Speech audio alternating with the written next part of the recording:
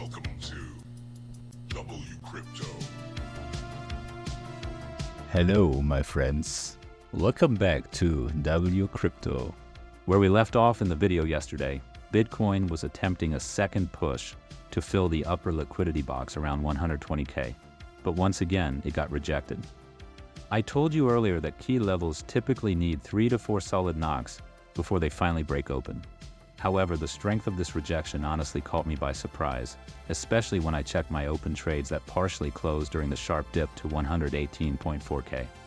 But the rejection did not stop there. Price continued dropping further, touching as low as 116.9K before my 1-hour long wave strategy flashed another stacking opportunity. From there, I scaled up my position size with fresh entries at 118.1K and 118.5K. Simply put, I believe the probability of Bitcoin moving up from here is very high. Momentum indicators are now supporting this move. Money flow is turning green again.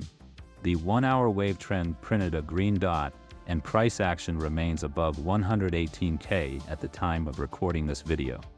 Checking the 3-day liquidation heat map, we can confirm that the earlier move successfully cleared out the 117K zone.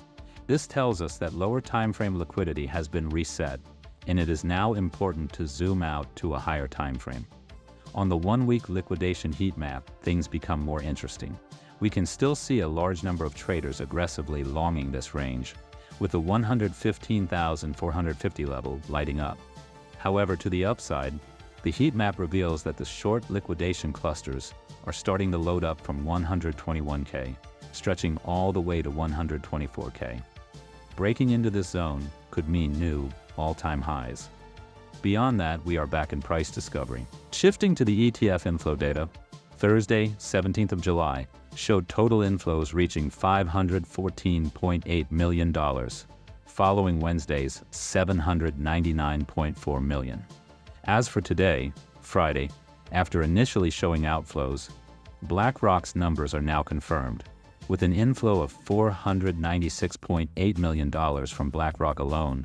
The total inflows for today stand at a strong positive $363.5 million.